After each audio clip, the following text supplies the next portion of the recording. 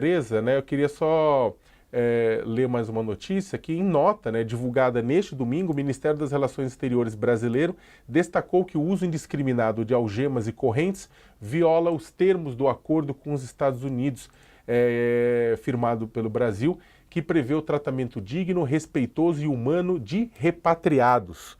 O Itamaraty também considerou inaceitável que as condições acordadas com o governo americano não tenham sido respeitadas.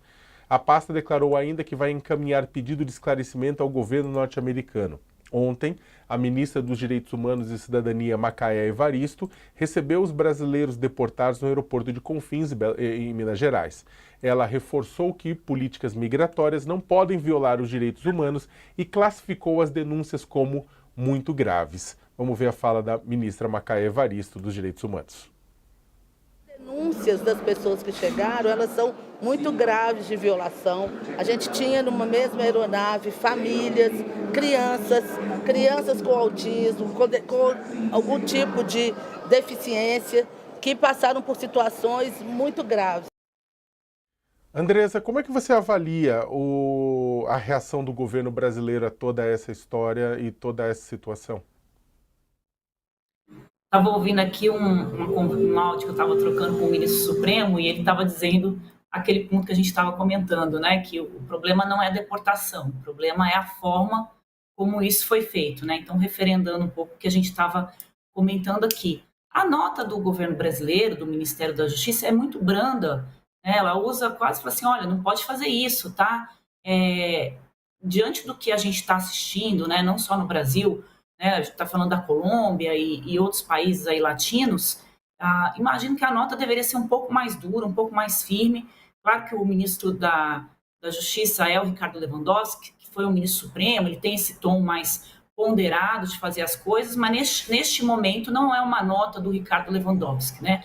Ela sai pelo Ministério da Justiça, mas é uma nota do governo brasileiro, ele não fala só pelo Ministério, ele fala pelo governo.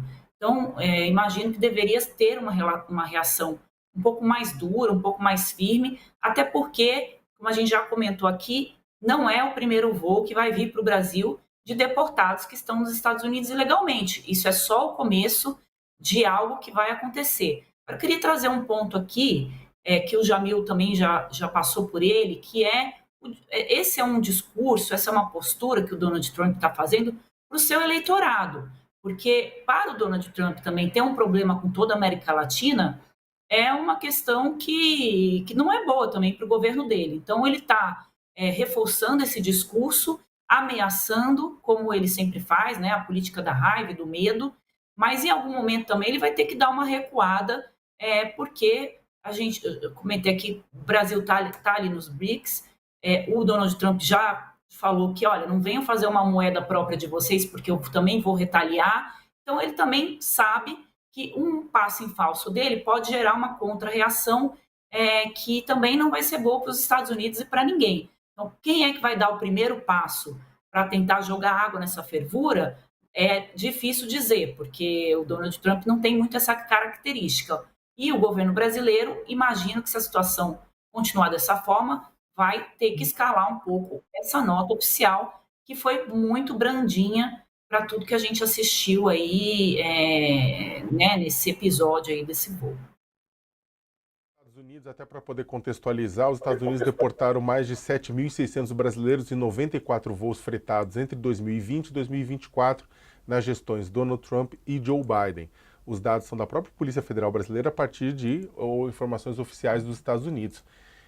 E aí, quando a gente está falando de pacto, né, houve um pacto assinado no governo Michel Temer durante o primeiro mandato de Trump, que previa facilitar a volta dos brasileiros processados nos Estados Unidos por entrar sem documentos legais naquele país.